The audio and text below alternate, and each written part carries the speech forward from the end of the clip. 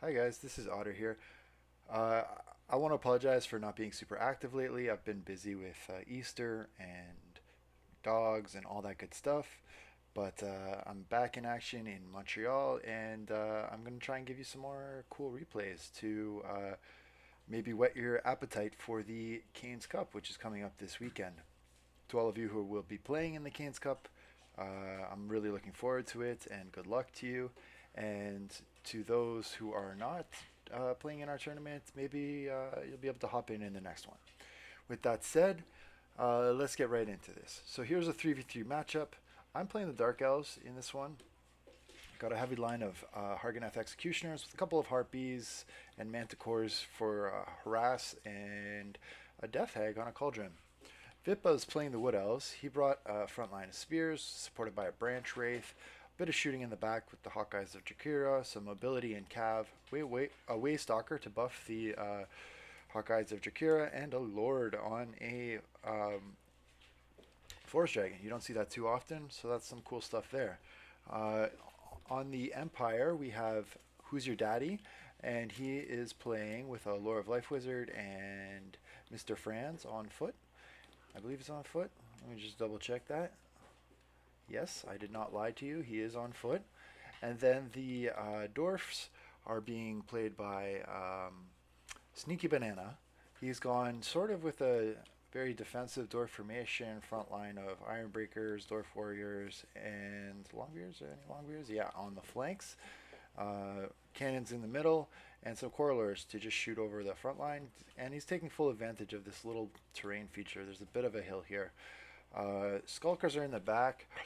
The Greenskins are being played by Ruinarino. So the Skulkers can drop those nasty little snares, and there's also some Savage Orcs, so the big invariant to deal with large. Greenskins are being repped by Wurzag, and the Dwarfs just have a standard Rune Lord, so nothing too crazy there. On the other hand, Game Master has gone with a very crazy build. So he's got the Skink Priest of Beasts, and in the back, the devastating Ripperdactyl Doom Squad, uh, being led by tictaq'to. So this was a casual, just for fun match. We didn't have any restrictions on the number of units that you could bring or anything like that. So if you're saying, oh, game brought a lot of, spammed a whole bunch of units, yes, but it was a casual match. So, no harm done. Okay, and let's get into it. So I'm going to just kind of zoom out here a little bit and we'll see what's going on. So initial unfortunate deployment here because the Rust Heirs and Night Goblin Archers were able to immediately start shooting my Harpies. They break off and head straight for the exits, which is a loss of 600 gold right off the start, which was terrible and unfortunate for me, especially considering I was going to have to deal with this huge flying air force. So I just want to say that I knew that the Glade Lord was at risk of being surrounded from all of this, so I wanted to concentrate our single point entities sort of around him and also use the support of those Waystalkers to maybe scare off or at least keep these ripperdactyls honest. So an early Knight of Amantok does go down, and there's some shooting from the Sisters of Thorn and the Waystalkers. We're going to start picking off a few of those units. Meanwhile, the Hellstorm rocket batteries from the Empire player, Who's Your Daddy, are going off, and they're going to be targeting, I guess, some Coralers on the initial shot. So I would have liked to see them maybe go into Ironbreakers because those are much more expensive than Coralers. But that's the plan for now, I guess, from Who's Your Daddy. Uh, so a little bit of jockeying for position here. Game is just looking for an opening, trying to get into the flyers in the back. I'm going to fast forward just a little bit. So some cav play on the far flanks. The Wild Riders are playing cat and mouse with the Moon Howlers, and the artillery is still just shooting in. So what you'll notice here is the flyers are going to rotate over, and what I'm going to be doing on the other side is just shadowing their movement because I don't want them to be able to get into the Hellstorm rocket battery or other things like that. And because they're all in one group, then that makes it possible. Maybe if I were Game Master, I would go after this Glade Lord and try and tag him because he is a little bit exposed right now. but there are the Sisters of Thorn nearby. They can poison if needed, at least one unit, and they should have Curse of Hair, which can debuff speed. I'll just show it here. So yeah, Curse of Hair, minus 24% speed. So maybe he's relying on that to Vippa, is relying on that to keep his Glade Lord alive should the ripperdactyls decide to come and swarm him. So the Hellstorm rocket battery is still shooting in on these Quarrelers, and there is probably a bit of splash damage here in on the organ gun. But Hellstorm rocket batteries are not meant for artillery duels, and so that's why I was thinking it would have been better to have them firing in at the Iron Breakers. So the Harpies, I'm a little bit afraid to take this engagement. Normally, the Harpies are, pretty good defensive aerial tar pit, but with that number and the ability of tic-tac-toe to buff their melee defense, plus the potential for WOG, I wanted to delay a little bit on the engagement and, see if I could fight them or pick them off maybe more one at a time. So a Prey of Anathrema does go down on tic-tac-toe. He gets picked, and he takes some damage from the Waystalkers, I guess. The Glade Lord goes down. Games sort of split up his forces between taking out those Hawkeyes of Drakira and harassing the Glade Lord.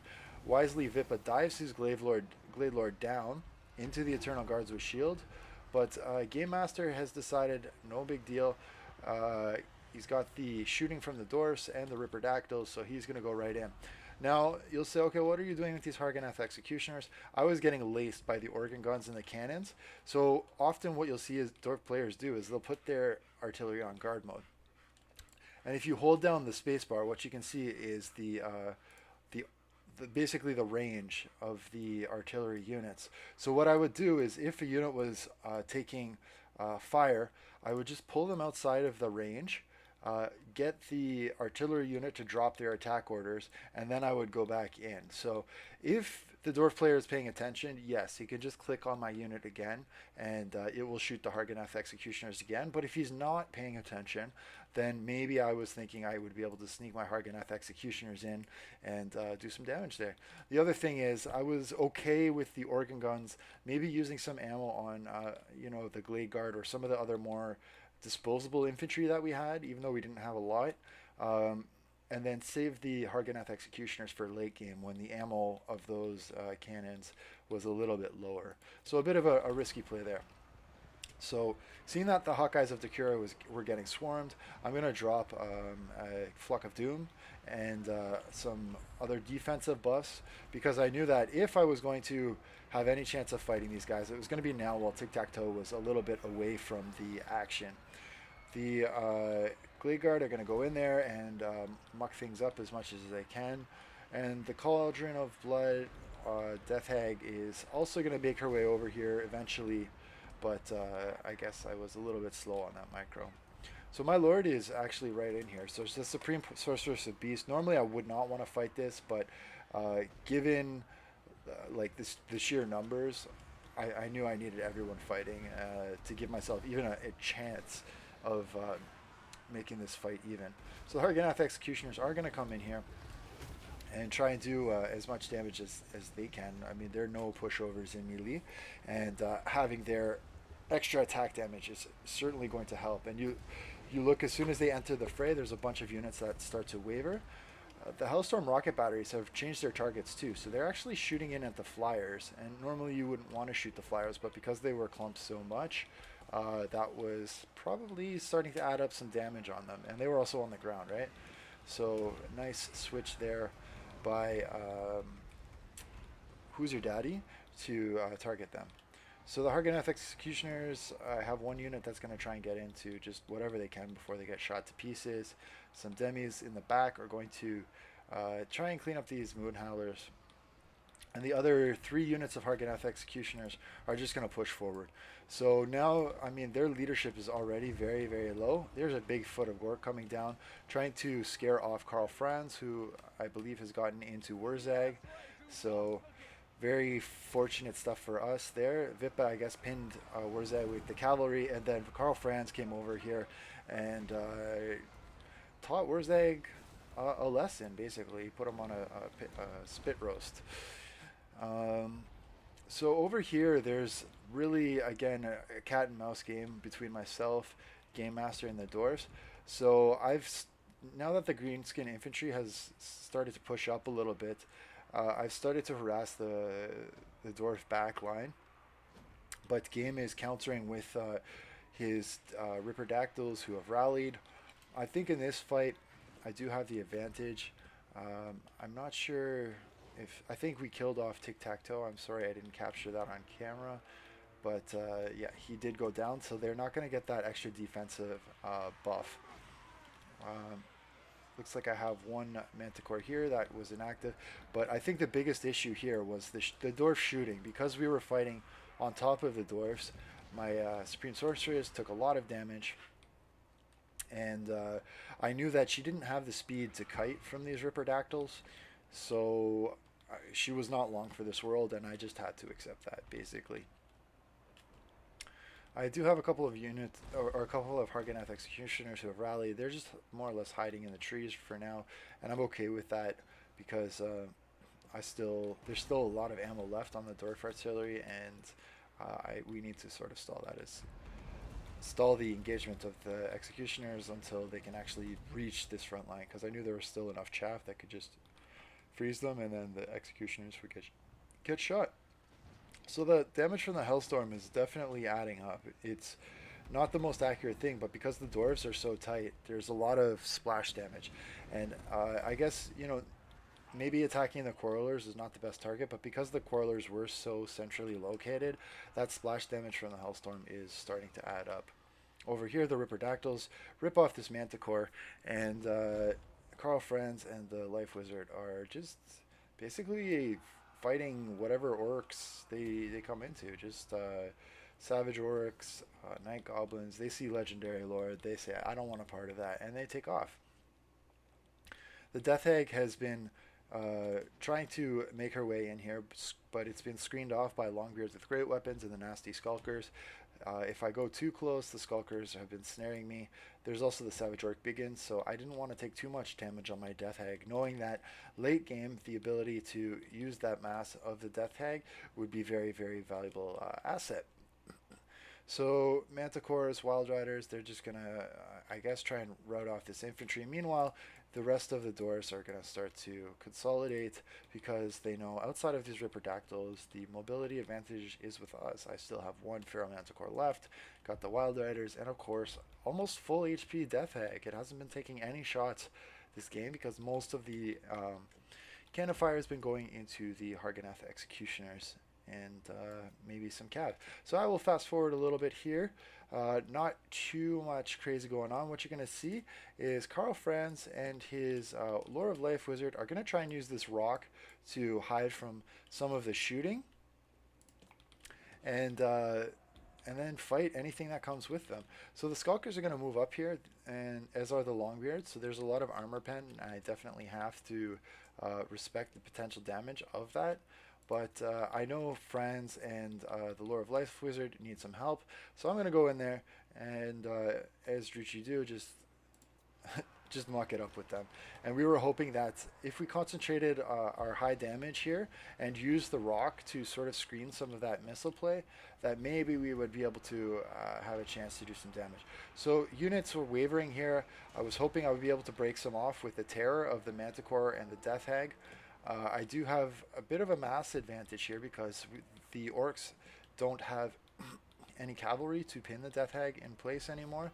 And the Pterodon Riders have decided to go after, it looks like the Demigryph Knights, and support well, take the benefit of the Rune Lords plus 60 armor. So they do break off the Demigryph Knights just because of the sheer number of them that are left. But because the Ripperdactyls were on the demis, that meant my Feral Manticore was able to do a little bit of damage in the back line, and the Death Hag was able to just cycle charge things. So we broke off the Skulkers, we broke off the Ironbreakers, and we're going to get right into the Savage Orc Biggins and give them the business. The Savage Orc Biggins do have anti-large, so the Death Hag is going to take some damage here. But the true hero of the match is probably Carl Franz. On foot, he's fully surrounded, but he does have 100 armor. he does have Garl Maraz, and he does have a I give no fucks attitude. So he's just fighting everything and being the true hero of the Empire. Check out this check out this Lore of Life mage. Going in there with the sword, gets knocked the fuck back, and then reconsiders, gets up, comes in again. What a champ. Trying to bail out his buddy Carl Franz. Master Rune of Wrath and Ruin has been dropped on the Halberdiers. Just trying to buy some more time for damage to go in on Carl Franz. Carl Franz is taking an absolute beating. He's down to 800 health. The Lore of Life Wizard is nearby, and he's going to be doing his best to keep Carl Franz alive, but Winds of Magic are pretty low. Meanwhile, the Death Hag is doing the old circus routine. That one. Just trying to keep all of these infantry units basically busy and stall for time so that Carl Franz and the Lore of Life Wizard have some time to do some work. So the Manticore support is able to break off some low leadership units. I'm just looking for anything that is wavering. That is what I'm trying to attack at this point in the game. So I'm watching all of the leadership bars very, very closely. So like here's some units with low leadership.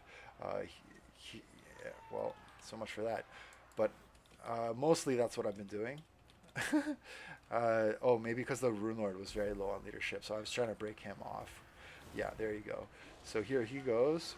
And with the Rune Lord broken and soon to be killed from the Angry Death Hag with the janky Avatar of Cain on top. By the way, I just finished painting one of these for tabletop, and it was a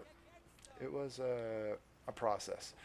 The in tabletop, you can put the Slaughter Queen or a Hag Queen on the top of the Cauldron of Blood, or you can put like a Snake Lady. It's called like a Bloodwrack Medusa. So there you go, a little tabletop tidbit for you. Anyway, I digress. But I think you see how the battle is going now.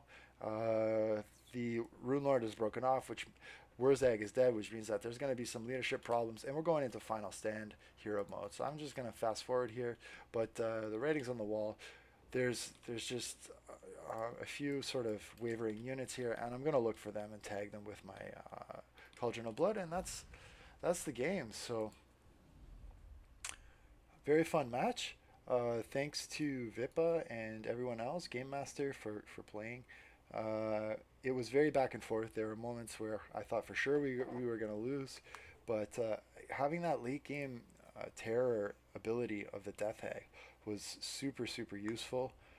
Also, the Death Hag, I believe she dropped that what's it called? Rage of Cain or whatever. The buff that you can use to make melee attack and whatever go higher. She used it on Carl Franz. I didn't show it, but that's part of the reason why he was able to last for so long, and also dumpster that Rune Lord. So very useful late game. And Vippa, he screened out the Green Skin Cav. He was able to use his Prey of Anathrema to do a lot of damage on Tic-Tac-Toe. He did lose his Glade Lord, but that was maybe a bit of an unfortunate it was an unfortunate choice given the number of ripperdactyls that game had. There was probably not much Vippa could have done to kept her alive. And then, yeah, I don't know. I think for the most part, his build did what it was supposed to do. It was cool to see the Waystalker in there. That's kind of an uncommon pick. Who's Your Daddy got a lot of kills with his Hellstorm rocket battery. They were free to fire all game basically, and Carl Franz and the Jade Wizard were absolutely clutch to win the game for us. The handgunners, unfortunately, they were disabled early, and it looks like there was no value out of this unit of greatswords. But otherwise, I think Who's Your Daddy did a pretty good job there. Sneaky Banana, I think maybe he could have used a unit of Slayers, but his cannons were active all game, and they were definitely hitting high value targets. So he was on top of his micro there. I don't have too much more to say about that. I mean, it was a pretty standard competitive Dwarf build. Game Master's build, I think just Tic-Tac-Toe got picked off early from the net of Ammontok. Sorry, the Prey of Anathrema. And the ripperdactyls, they definitely cause problems, but without more frontline to support the dwarf, and the greenskins maybe it put a little bit more pressure on them. And Ruinero, his Doom Diver's got a lot of chevrons. I don't know if the Vanguarded Orcs really got into where they needed to be. I mean, the Night Goblin Archers did pick off that unit of Harpies at the beginning, but other than that, I didn't feel the pressure from them too much, and it looks like, Wurzay got pinned there. So, fortunately, we were able to pick them off because if there were any more wogs, I don't know, wogs in the game, then that could have turned the tides. So thanks for tuning in. Hope you enjoyed that replay, and I'll try and get a few more up later on. See ya. Bye.